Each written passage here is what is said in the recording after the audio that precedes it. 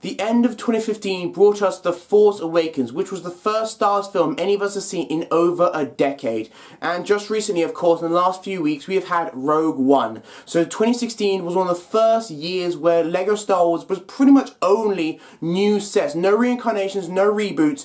Pretty much just completely new vehicles and sets we'd never seen before in the Star Wars universe, which is just incredible. And with that being said, to conclude my year 2016, here I am to do my top 10 LEGO Star Wars 2016 sets.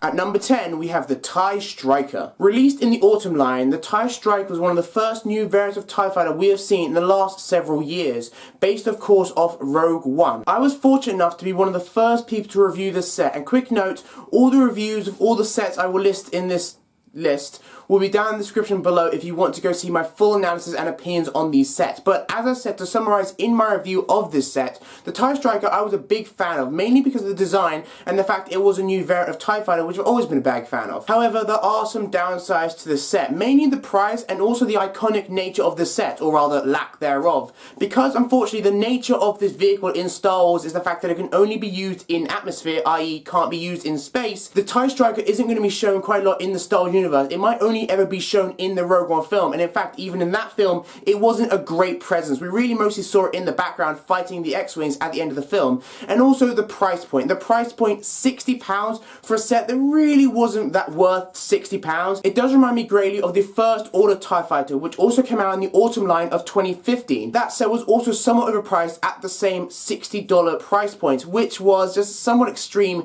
for a set of that kind of a size and piece count. The TIE Striker is in my opinion a good set and worth picking up if you can. Just I would recommend waiting a little while, possibly for Christmas time such as now, or possibly into the newer year when it'll most likely be a little cheaper, because of course Rogue One would have come out and people would have seen it, maybe they'll want to get it, you know, that kind of stuff. So with that being said, let's now move on to my next pick, number 9, the Galactic Empire Battle Pack. The Galactic Empire Battle Pack was one of the first battle packs we got at the beginning of 2016. The reason this battle pack is at number 9 on my list is the same reason as any other battle pack, which is of course the minifigures. While the battle damaged jet troopers are also a very nice addition to the set, the highlight of this battle pack certainly has to be the shock trooper, which you have never seen in Stormtrooper form. In fact, we've never actually really seen them in the Star Wars universe at all. If you're unaware, this battle pack was based off the Star Wars Battlefront game, which came out last November, which of course was just a few months before this particular battle pack came out. I do have a few playthroughs on my channel which I did terribly on, and in fact I would say the shock trooper is possibly one of the hardest troopers in the entire game. Links to those will be down in the description if you want to see me fail miserably. The minifigures in this battle pack are a great addition to anyone's Imperial army, as well as the fact the little build that comes with it is also quite nice.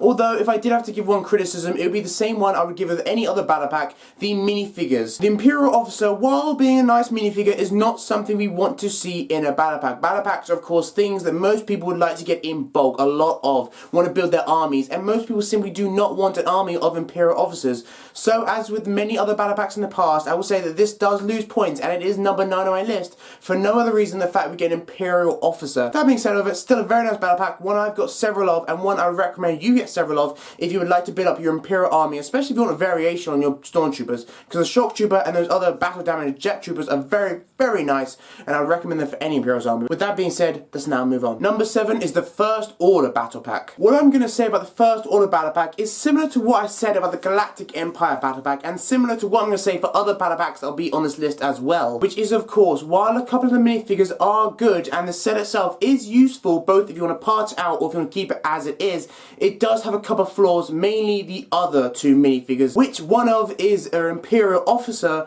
and the other is like an Imperial crew member or something along those lines. Neither of which we really want in a battle pack because they are not battle pack material, they're not army material. Battle packs are meant to be those sort of sets you get a lot of. They're meant to be cheap, they're meant to be something you have regular troopers and you don't want the special kind of troopers LEGO sometimes make. In other sets, yeah, in some of the larger sets that cost in the hundreds, yeah, it'd be great to have some of those more specialized, more detailed troopers, but not particularly in the battle packs because the battle packs are meant to be cheap. They're meant to be something you get a bunch of. Thus, stuff like Imperial troopers, Imperial crew members, sorry, I keep saying Imperial, I mean First Order crew members and troopers and all that stuff, you don't want them in the battle packs because they're not army building material. So that is why it is number 8 on my list. That being said, however, as I said, the other reasons this set is good include the set which is useful, and that's always nice, a good plus for any sort of battle pack, if you can actually use the sets, just speeders or little turret things, where you can use them in perhaps some mocks, that's always good. And the other two troopers, which are just regular first order troopers, which are very nice to build your army of first order troopers, although as I said, it would be very nice if we got a battle pack of 4 of them, which would be much more useful.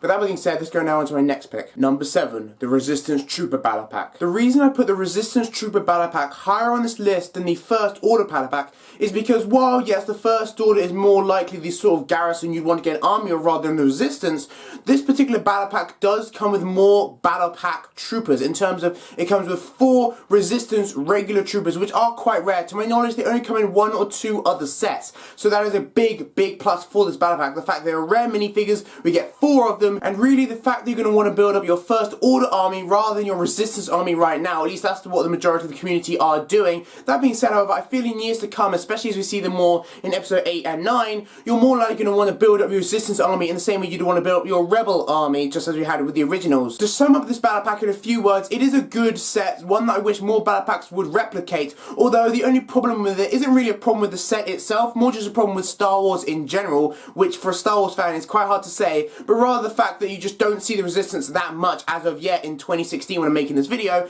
and thus they're not incredibly iconic. You're not really going to build as big of an army of them, and you may want to build the First Order. Nonetheless, a good battle pack, and now with that being said, let's move on to the next pick. Number 6 is Krennic's Imperial Shuttle. Many people will argue with me saying that Krennic's Imperial Shuttle should be higher on this list, and on some level I do agree with you that it is definitely one of the best sets of this year, hence why it's on this list. But just like the TIE Striker, it's just not iconic enough. I think we'll only be ever seeing it in Rogue One, because of course, spoiler alert, although it's been out like a week or something, Krennic and most of the characters in Rogue One do end up dying, so Krennic's Imperial Shuttle logically will not be appearing in any more films unless they do like a Krennic spin-off, which, when I think about it, we're kind of cool. But ignoring that, apart from a Krennic spin-off, it's unlikely we'll ever see Krennic Shuttle ever again. In fact, even in Rogue One film, we didn't see a great amount. I can think of 2 major scenes we saw. That'll be at the beginning, and also later on Edu, I believe the planet is, where the planet where Galen also was killed. Again, spoiler alert. But the point is, other than those 2 scenes, I can't really think of any real scenes we saw it greatly. Now yes, again, it's a good set, and one of the pluses is definitely the fact that it comes with all the minifigures that you can fit inside the vehicle. It's not something we see a lot in larger craft, to my knowledge. Most of the time, it's kind of fit them around in random places, but the fact you can fit them all in this sort of tight space is quite cool. I love the way the cockpit works, I love a lot of the features, and I do intend to pick it up at some point. But again, overall, it goes down my list pure for the fact it's not iconic enough. And this isn't really a bash against Lego or bash against the set itself. It's not really their fault. But the fact of the matter is, if you're a kind of casual collector, if you only get the bigger sets, if you don't collect every single set there is, which you probably don't because Lego's expensive, then Krennic Shuttle, while it's cool and worth picking up for this year, overall in the grand scope of Lego Star Wars, it's not a must get in my opinion, and just, it's just not iconic enough, guys. It's just not iconic enough, guys. Sorry.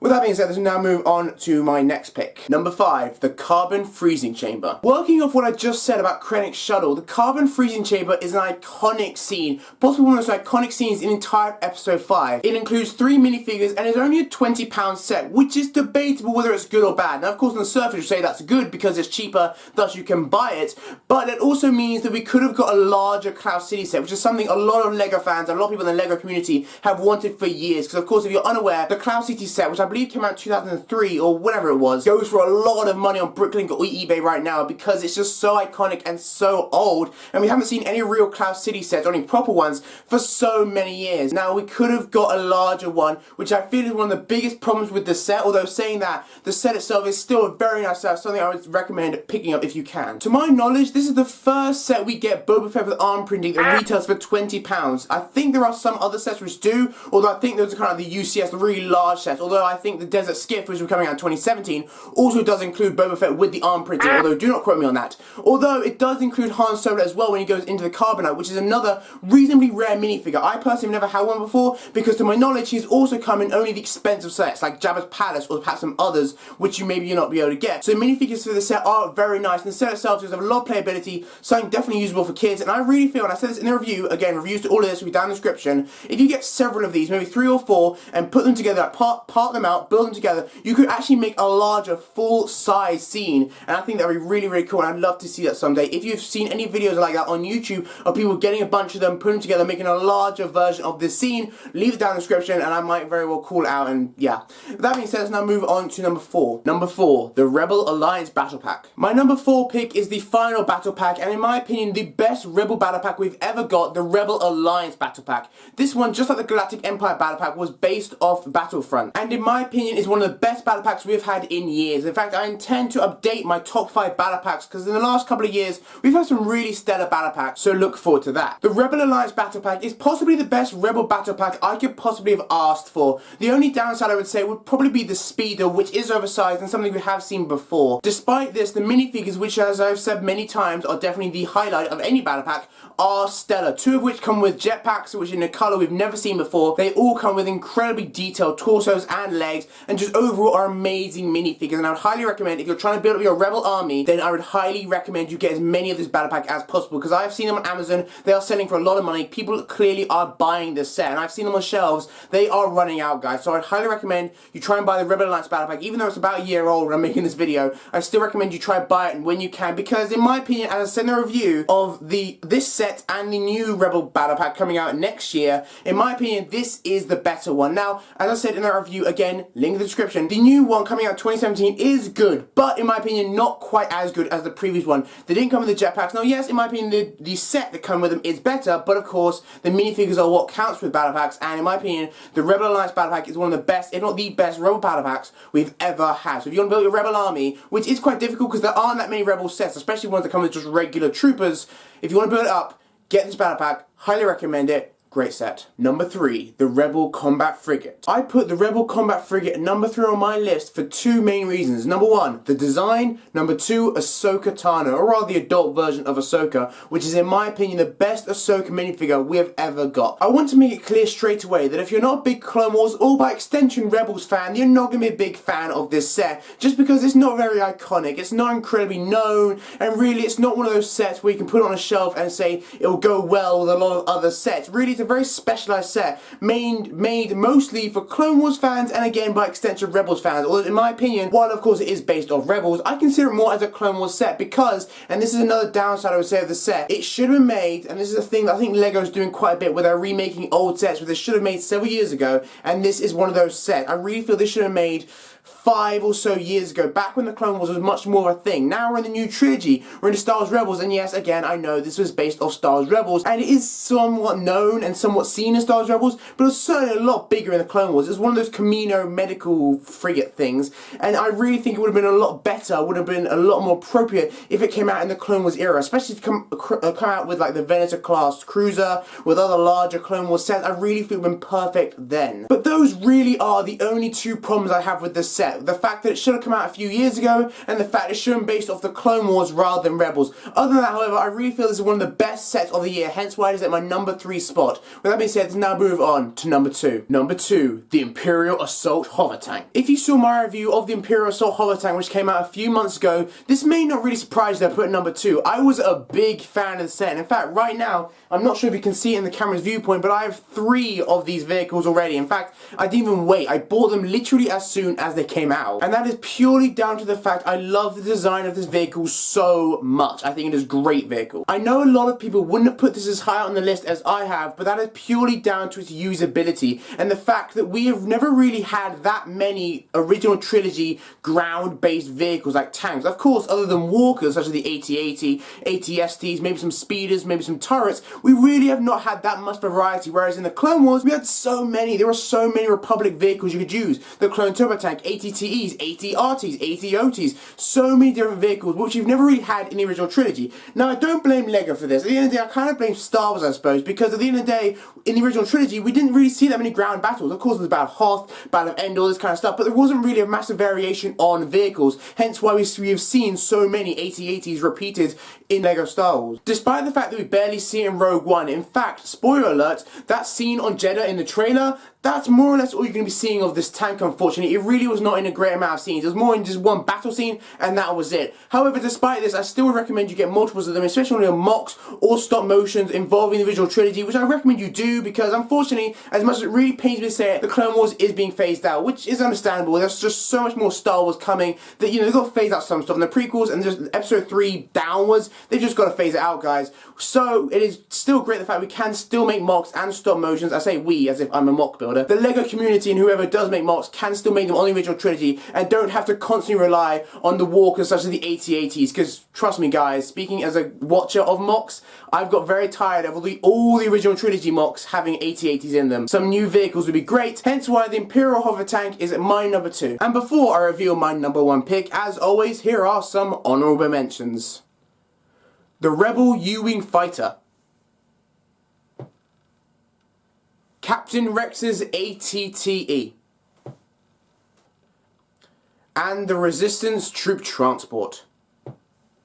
And my number 1 pick for the best LEGO Star Wars set of 2016 is the AT-ST.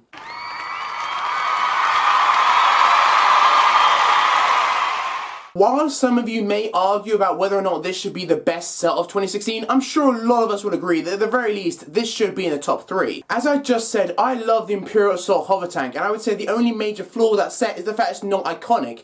This, however, the AT-ST Walker fixes that because it is iconic. We have not seen an AT-ST by itself in its own separate set in 10 years. That is ridiculous. And the 2006 version, as you may expect, was, well, the 2006 version. Of course, it was significantly worse than the 2016 version. In fact, it's so good, I went out to buy 2 of these. Yeah. If I had to think of any flaws with this set, I suppose it would have to be the fact that the legs aren't incredibly articulated, as well as the fact you can only fit 1 pilot in the cockpit, whereas, of course, the actual one does have 2. Although this is understandable because, of course, to be able to fit 2 in the correct manner would have mean having to make the set considerably larger and thus considerably more expensive. Although it would have been nice if not they could sit next to each other, then maybe one could sit behind the other. Yes, it's not technically accurate, but still, it would have 2 pilots, and at least it will be a bit more accurate. Despite this is really scraping the barrel of flaws to find with the set, because overall, it is a great set. Really good price point, especially if you want to build an army of these. Maybe not an incredibly large army, of course, but I've seen people building armies of like incredibly expensive, like £100 sets before. So quite frankly, the LEGO community clearly has more money than I think it does. Nonetheless, I would say it's a great set for so many reasons. Too many reasons to really list, to be honest with you. I would say this is quite odd pick for my first choice, because most of the time, with most years, my first pick will either be one of the most expensive or the most expensive set of that year, because just overall I'm a bit biased towards the larger sets. I just like big, really. But other than that, I will say the AT-ST is certainly the best set of this year. That is my pick for the top 10 set of LEGO Star Wars 2016. I hope you did enjoy it. I hope you did enjoy this new format. If you did, or if you didn't, leave it down in the comments. Leave any sort of suggestions or anything down in the comments. How can I improve it? Was it too long? Probably. Did I speak not professionally enough? I didn't have a script, by the way. This is more or less just me off the cuff. So with all that being said, leave it down in the comments. The first time doing narration of any top 10. Did you enjoy it more? Did you enjoy it less? Would you rather go back to the original? All that stuff. So with that being said, that is my top 10 sets for LEGO Star Wars 2016. I hope you did enjoy it. A lot of videos will be coming in the next couple of days before New Year's Day, before 2017, because I'm really trying to pack in all the videos, which I should have been uploading the previous week, but I didn't. So now you're going to get like a bunch of videos in the space of 2 days. Okay. Anyway, with that being said, I hope you did enjoy it for the 3rd time, and I'll see you next time. Yeah.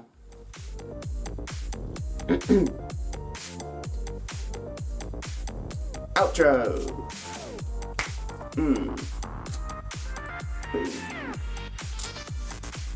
Yeah, I'm gonna go now.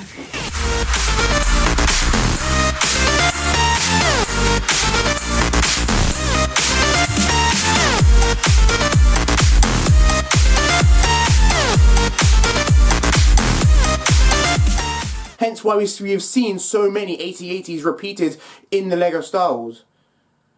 In the LEGO Star Wars. Some new vehicles would be great, hence why the clone hover tank. Hence why the Republic.